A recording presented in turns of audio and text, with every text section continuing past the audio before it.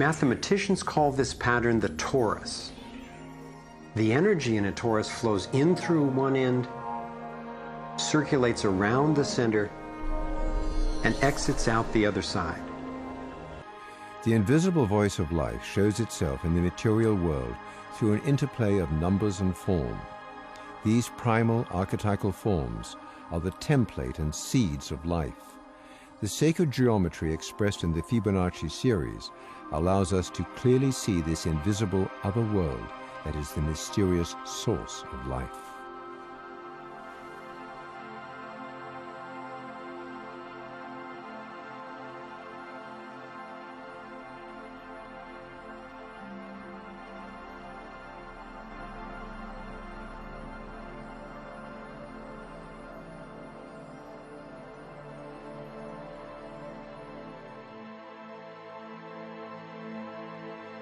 To better understand the role of the Fibonacci series and organic geometry in the world around us, we met with Michael Schneider, author of A Beginner's Guide to Constructing the Universe.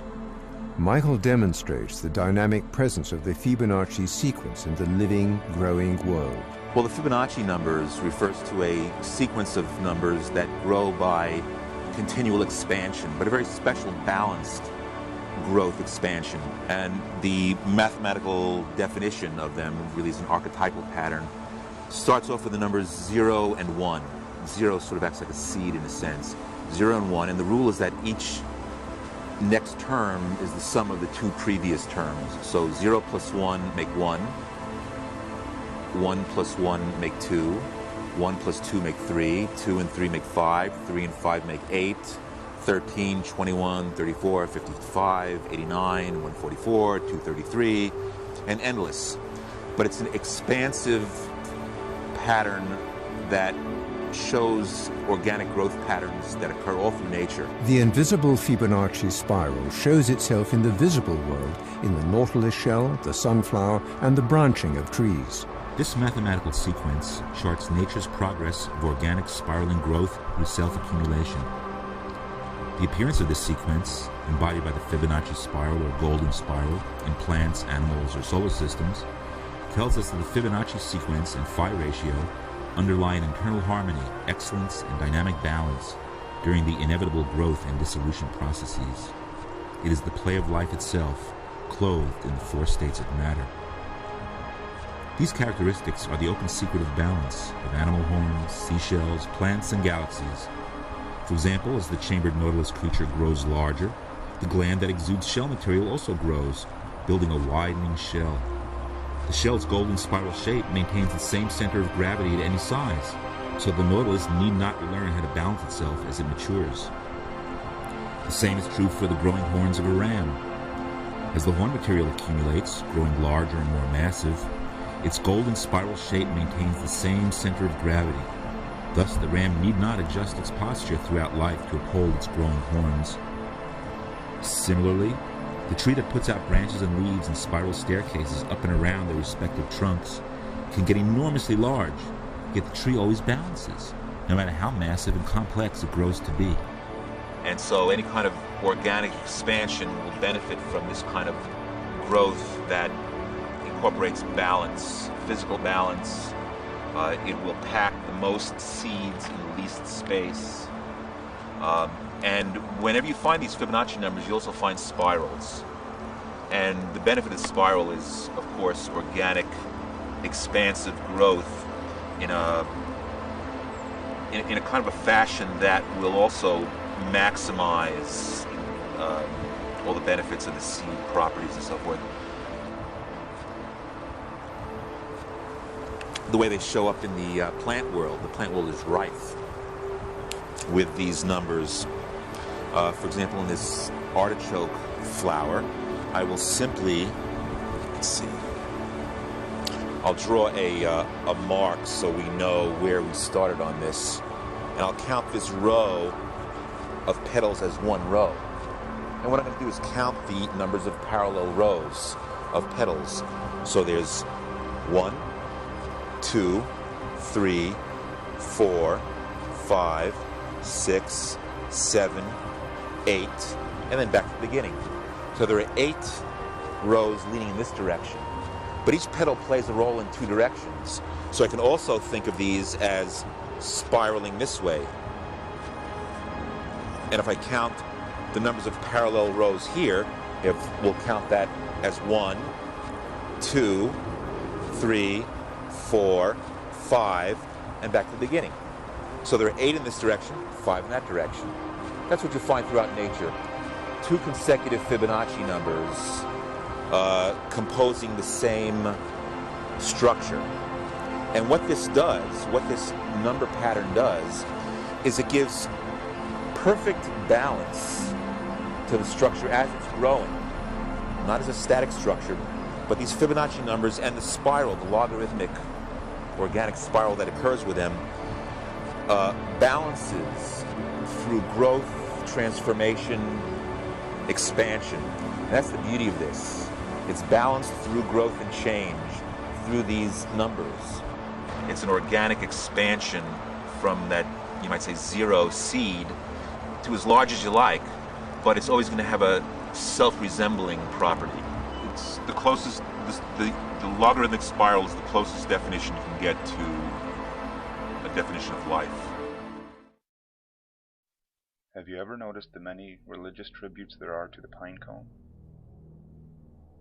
They are seen all over throughout history, spanning from ancient civilizations to modern-day religion and spiritualism. But what makes the pine cone so special?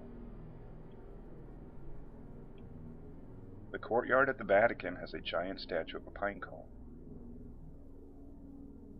The staff of the Pope also has a pine cone on it. There are also a lot of decorations inside the Vatican that depict the pine cone.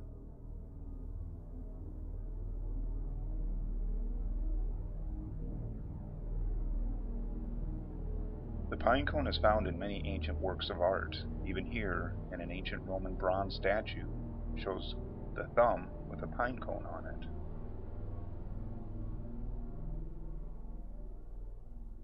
The pine cone is shown in early Mesopotamian and Egyptian hieroglyphics.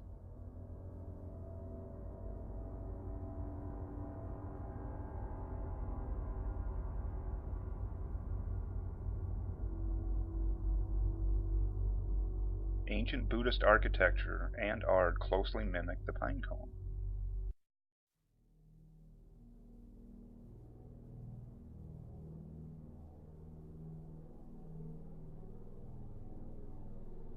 Buddha is even shown to have hair shaped like a pine cone.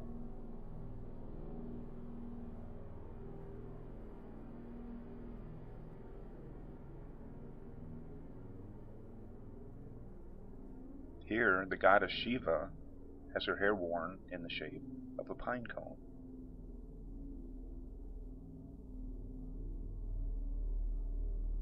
The Greek god Dionysus has a pine cone on his staff. The same is true for Bacchus, the Greek god of drunkenness and revelry.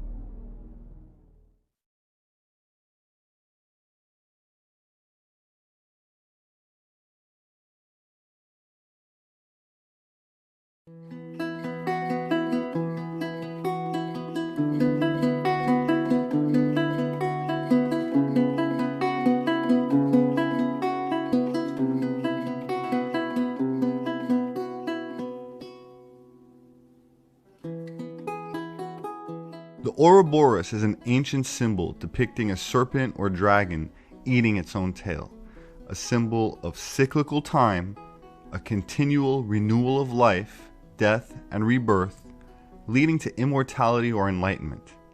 It's a widespread symbol of the all in all, the totality of existence, infinity, and the cyclical nature of the cosmos. In pre-Columbian Central America, Quetzalcoatl was sometimes depicted as biting its own tail. The mother of Quetzalcoatl was the Aztec goddess Quetzalcoatl, the Lady of the Serpent. Quetzalcoatl's father was Mixcoatl, or Cloud Serpent. He was identified with the Milky Way, the stars, and the heavens in several Mesoamerican cultures. Some ancient texts refer to the Serpent of Light residing in the heavens, a light which also surrounds the earth, as well as all living beings such as people. a universal energy force, but not quite electricity or magnetism. In Gnosticism, the serpent symbolized eternity of the soul. The image of the serpent as an embodiment of wisdom transmitted by Sophia was an emblem especially used by those sects that are Ophites, or serpent people. The serpent was one of the earth animals associated with the cult of Mithras, as well as the Magi. Just like Orthumbla, the primordial cow of Norse mythology, the Zoroastrians had a primeval cow, which comes into existence in the middle of the earth, along with the primeval man. She is called Gavevodata, and although she is killed, the world is repopulated with animals made from her bone marrow and organs. Both of these myths, in fact all Indo-European myths, come from a common Aryan origin. The Proto-Indo-European Genesis myth has been reconstructed by comparing all the different mythologies. The Aryans believed the progenitors of mankind were two twins, just like the Anglo-Saxons had Hengist and Horsa, or the Romans had Romulus and Remus. The Aryan twins of mythology were called Manu, meaning man, and Yemu, meaning twin.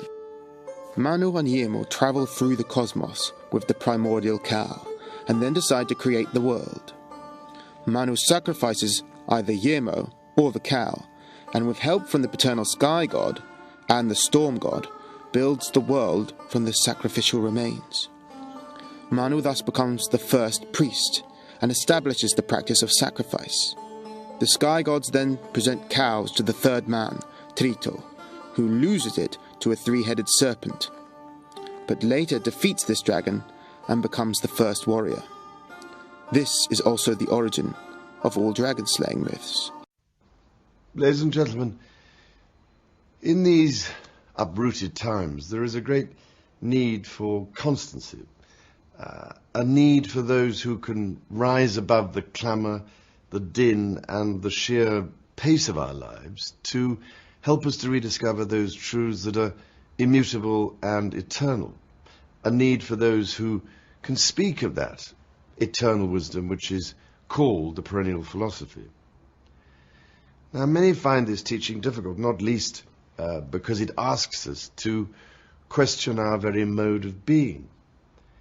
And perhaps because it asks us to question an ideology in the form of modernism that has become so set in our minds that any other way of being seems in some sense fanciful and unrealistic. However, the teachings of the traditionalists should not, in any sense, be taken to mean that they seek, as it were, to repeat the past, or indeed simply to draw a distinction between the present and the past. Theirs is not a nostalgia for the past, but a yearning for the sacred. And if they defend the past, it is because in the pre-modern world, all civilizations were marked by the presence of the sacred.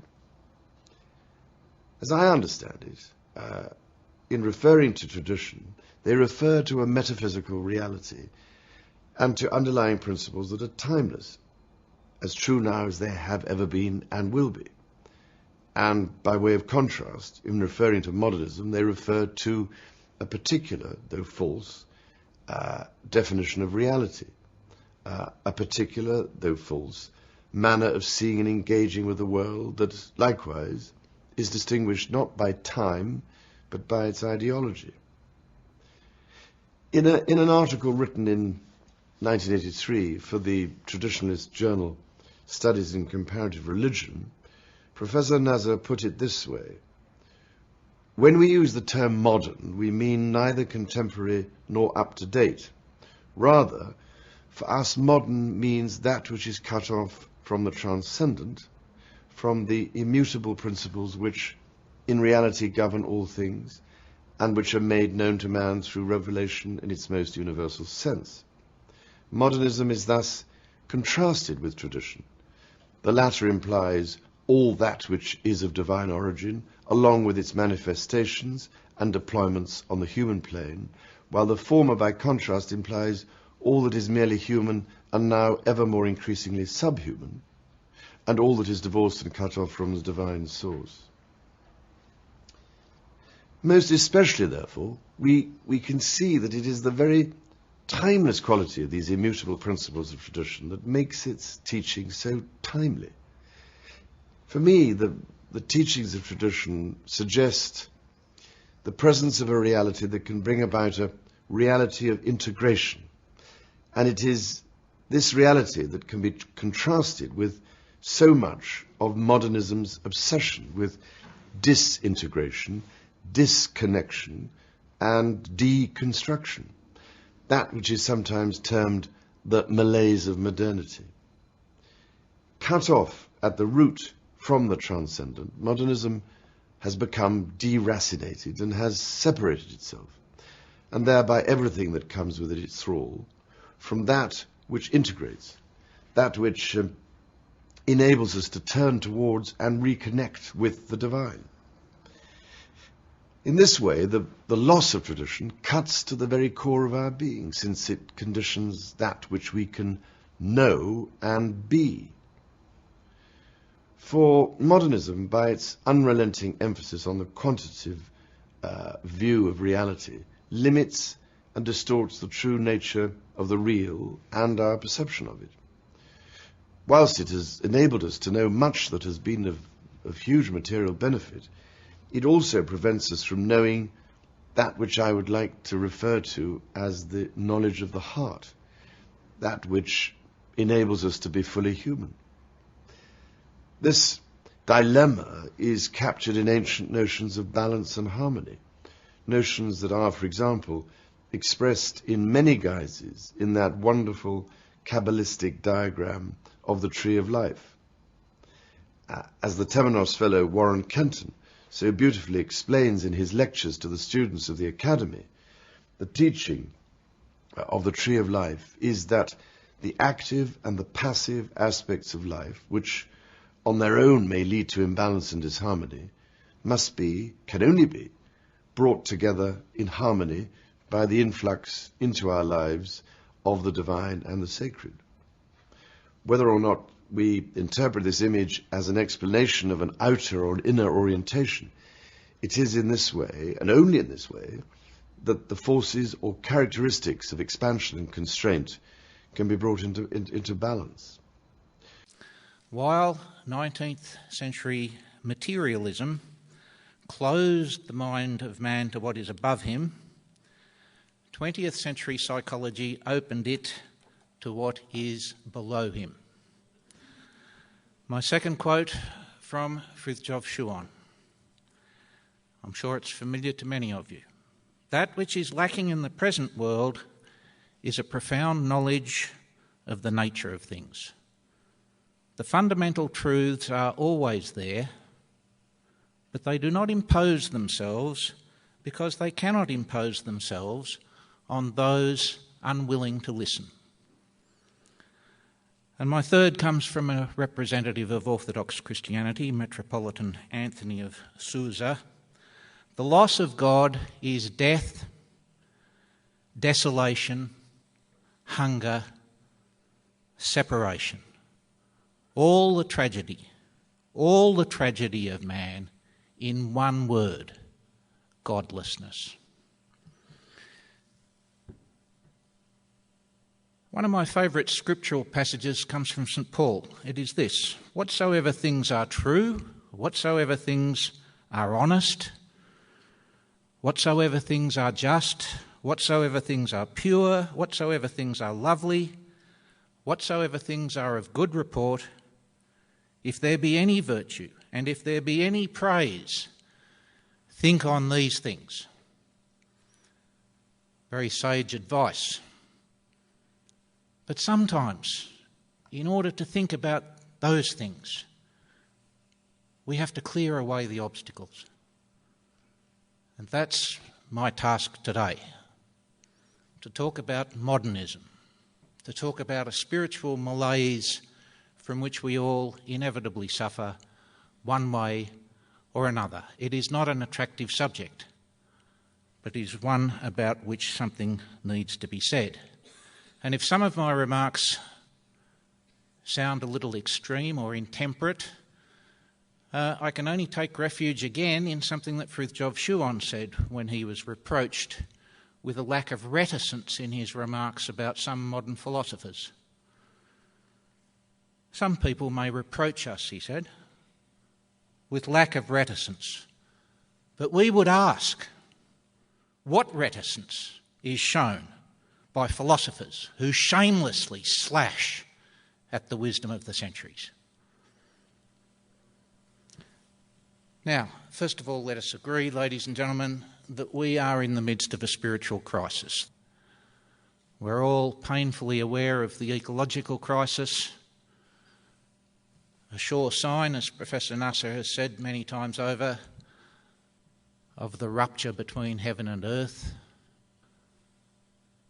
or the corruption, the cynicism, the opportunism, the hatred which is rampant in the political realm, or the meaninglessness, the sterility, the ennui that so many people feel in their personal lives, with all of the associated symptoms.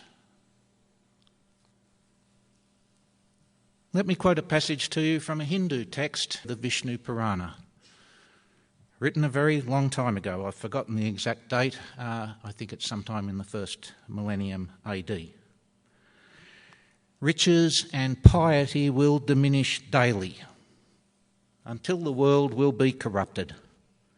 In those days, it will be wealth that confers distinction. Passion will be the sole reason for union between the sexes. Lies will be the only method of success in business. Women will be the objects merely of sensual gratification. The earth will be valued only for its mineral treasures. Dishonesty will be the universal means of subsistence. A simple ablution will be regarded as sufficient purification. The observances of castes, laws and institutions will no longer be in force in the Dark Age, and the ceremonies prescribed by the Vedas will be neglected. Women will obey only their whims and will be infatuated with pleasure. Men of all kinds will presumptuously regard themselves as the equals of Brahmins. The Vaishya will abandon agriculture and commerce and will earn their living by certitude or by the exercise of the mechanical professions. The dominant caste will be that of the Shudras. Now, what is modernism? It is that cluster of habits of mind, of assumptions, of attitudes, of values, which prevail in the modern world. We can trace the pedigree of these ideas back at least to the Renaissance, perhaps even further, as Dr. Nasser does in his book Man and Nature. We can trace their development through some of the events and movements which have been alluded to by the previous two speakers, particularly the Renaissance, the Reformation, the scientific revolution of the 17th century, the industrial revolutions, political revolutions, the so-called triumph of democracy, and so on and so forth. Lord Northbourne, trying to sum up what all of these modern attitudes and values comprised, came up with this list of adjectives. Modernism is anti-traditional, progressive, humanistic, rationalist, materialist, experimental, individualist, egalitarian, free-thinking and intensely sentimental.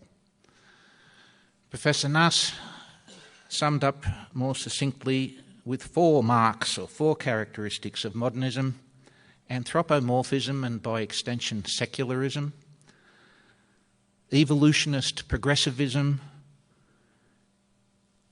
the absence of any sense of the sacred, and an unrelieved ignorance of metaphysical principles. Culture, the whole thing is that culture and language tend to become traps, and yet they can be the platforms for enormous freedom if you understand what it's all about. And what it's all about is you. You are the center of the mandala. You are not marginalized in any way. And the message that the culture gives us is that we are marginal. It doesn't matter if you've got $100 million. Fortune magazine will inform you that so do 10,000 other people on the North American continent. There's nothing special about you. And so we are constantly, this is part of the democratic legacy. We are constantly told, you're not special. Special isn't special. Anybody could do it. What the psychedelic, and so then when you look for guidance, direction, mentorship, we always look toward institutions. Well, I'll go to the university, or I'll go to the army, or I'll do something. Somebody will tell me, will give me a larger purpose. But it's really yourself that is the final arbiter. And if you keep yourself as the final arbiter, you will be less susceptible to infection by cultural illusion. Now, the problem with this is that it makes you feel bad to not be infected by cultural illusion because it's called alienation. You know, but this is, I can't solve all problems. The reason we feel alienated is because the society is infantile, trivial, and stupid. So the cost of sanity in this society is a certain level of alienation. I grapple with this because I'm a parent. And I think anybody who has children, you come to this realization, you know, what'll it be? Alienated, cynical intellectual, or slack-jawed, half-wit consumer of the horse shit being handed down from on high? There is not much choice in there, you see, and we all want our children to be well-adjusted. It's unfortunately there's nothing to be well-adjusted to, so that's a real problem.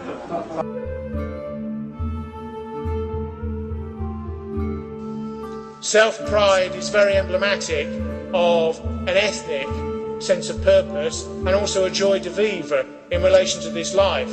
If you strip that out and take it away from people, they lose something. They lose spirit. They become morbid and depressed. Everyone needs great cultural icons, whether they're interested in them or not. They are part of the fabric that gives an individual life some sort of meaning. Increasingly, many individuals in this society do not have an overall or an individual meaning. That's why they live moment to moment and day to day in relation to contingency and consumption.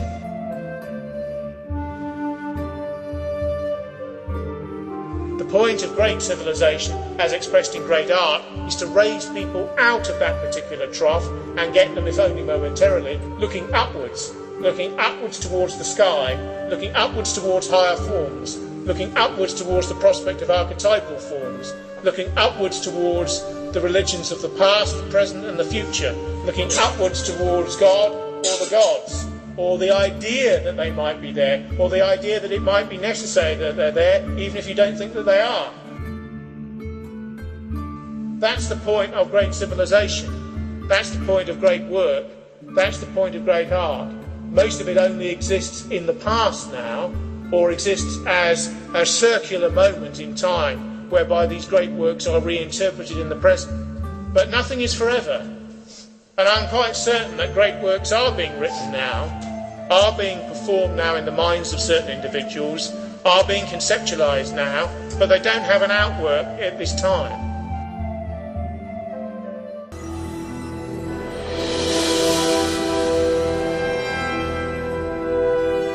Imagine a cave. Inside are people who were born and have spent their entire lives there, chained into a fixed position, only able to see the wall in front of them. As far as they know, this is the entire world.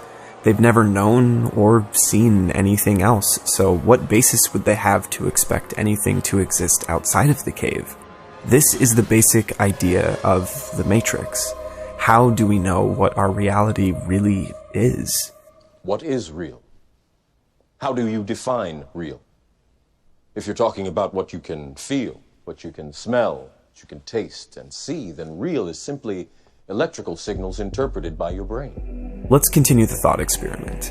What happens when a prisoner is freed? It's likely that he wouldn't leave on his own volition out of fear, but if taken against his will and brought out to the world above, after a tough climb, eventually his eyes would adjust from the darkness, eventually able to look upon the sun and gain the knowledge within its light. In Plato's analogy of the sun is a metaphor for the nature of reality and knowledge concerning it. While the first film is mostly a crash course in epistemology with some references to Christianity, the second and third films dive much deeper into religious philosophy from the East. A fundamental belief in Indian religions like Hinduism or Buddhism is the concept of samsara. The body dies, but the soul is eternal, reincarnated into other physical forms in an infinite cycle where the soul is left to wander and suffer. Every soul must embark on a spiritual quest to attain self-liberation from samsara through enlightenment by uniting body and mind with spirit.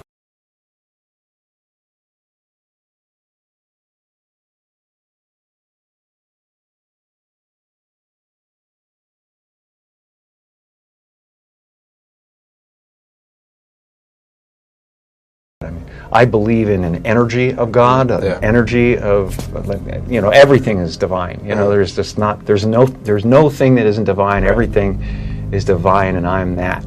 I'm not the body. I'm you guys, and I'm this thing, and I'm this thing, and I'm the cameras, and it doesn't matter to me what's happening on them. Life isn't happening to you; it's happening for for the good of everyone. It's just it's a play. It's a giant, field of consciousness dancing for itself, and you're here to make me happy, and it's making itself happy. It's like one soul. That's how I feel. I feel like people say, "Well, I have a soul." You don't have a soul. There's no you, but I feel like there is a soul, and it includes everything. The freedom from it is something people are kind of hungry for in a way. Right. They're like, I don't want to be me either. Right. And I go, well, great, because you never have been. Right. Has this always been the case? Like, deep down, is that been something that you've always thought of, or is that a shift? The knowledge has been evolving, and I had to. I believe that I had to become a famous, idea. Yeah. And get all the stuff that people dream about, and accomplish a bunch of things that that look like success in order to give up my attachment to those things. It's been part of the evolution of ego is to spend your first half of your life acquiring and adding, thinking you can add to yourself, and it looks great. I mean, it looks great when you got a cool car and you got nice clothes, and and you're and you've done something that people admire, but it can never fulfill you. You can never be happy. You know what I mean? It's not where happiness comes from.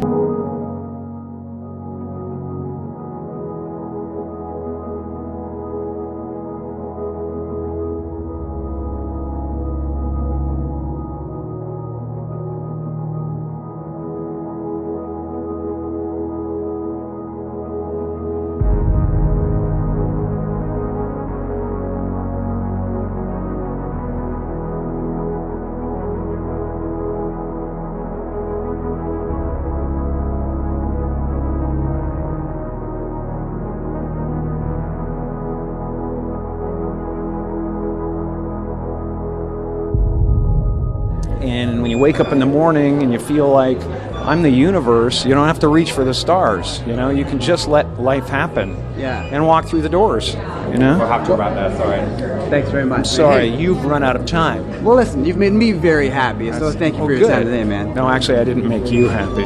Right. I don't know who you've made happy, but no, there's a happy feeling just here. Just a cluster of tetrahedrons. Still trying to figure this all out, man.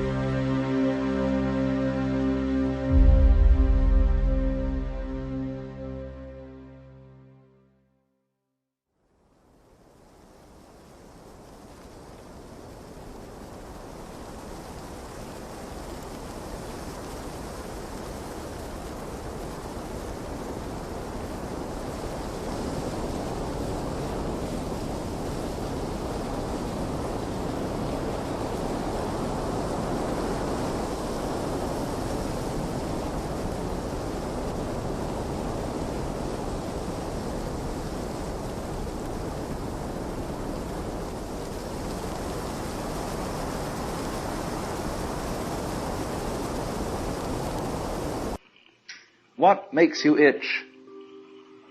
What sort of a situation would you like? Let's suppose, I do this often in vocational guidance of students. They come to me and say, well, we're getting out of college and we haven't the faintest idea what we want to do. So I always ask the question, what would you like to do if money were no object? How would you really enjoy spending your life? Well, it's so amazing. As a result of our kind of educational system, crowds of students say, well, we'd like to be painters, we'd like to be poets, we'd like to be writers, but as everybody knows, you can't earn any money that way. Or another person says, well, I'd like to live an out-of-doors life and ride horses. I say, do you want to teach in a riding school? Let's go through with it. What do you want to do? When we finally got down to something which the individual says he really wants to do, I will say to him, you do that. And forget the money. Because if you say that getting the money is the most important thing, you will spend your life completely wasting your time. You'll be doing things you don't like doing in order to go on living, that is, to go on doing things you don't like doing, which is stupid. Better to have a short life that is full of what you like doing than a long life spent in a miserable way. And after all, if you do really like what you're doing, it doesn't matter what it is, you can eventually you could eventually become a master of it. It's the only way to become a master of something, to be really with it. And then you'll be able to get a good fee for whatever it is. So don't worry too much. Somebody's interested in everything. And anything you can be interested in, you'll find others who are. But it's absolutely stupid to spend your time doing things you don't like in order to go on spending things you don't like, doing things you don't like, and to teach your children to follow in the same track. See, what we're doing is we're bringing up children and educating them to live the same sort of lives we're living, in order that they may justify themselves and find satisfaction in life by bringing up their children, to bring up their children to do the same thing, so it's all retch and no vomit. It never gets there. And so, therefore, it's so important to consider this question, what do I desire? Well, when we answer that question in a naive way, we figure out that we want to desire, what we want is to control everything.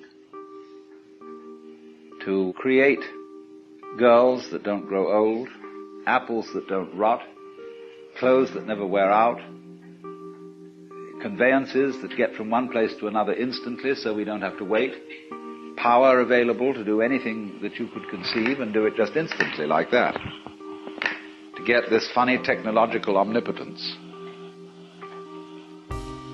But if you take time out to think about that and really go into it with your full strength of imagination and find out whether that's where you want to be, you will soon see that's not what you want.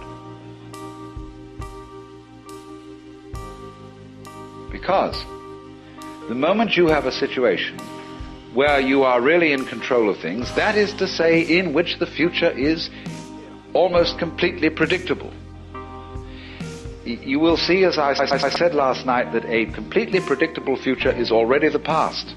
You've had it. And that's not what you want. You want a surprise. You don't know what that's going to be, because obviously it wouldn't be a surprise if you did. You want a pleasant surprise. But like you say, what sort of a surprise would be pleasant? And you can't really answer that. Because you know, if there are to be such things as pleasant surprises, there must also be unpleasant surprises. There must be rude shocks. So you're like somebody taking one of those wishing well boxes, tubs, where you fish in and you bring out a package. And you don't know whether you've got a dead rat in it or a new camera. And that's the way, that seems to be the thing that really excites people. But quite quite certainly there comes out of this inquiry a feeling of real disillusionment with the ideal of power. To be in power, to be in control, is not something that any sensible person wants.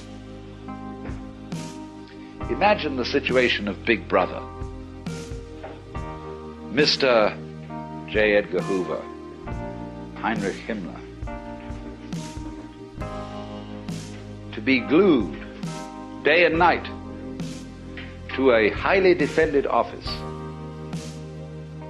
with telephones, television screens, watching, peeking, spying on everyone and anything, getting all this information together. Why? You could never leave the office.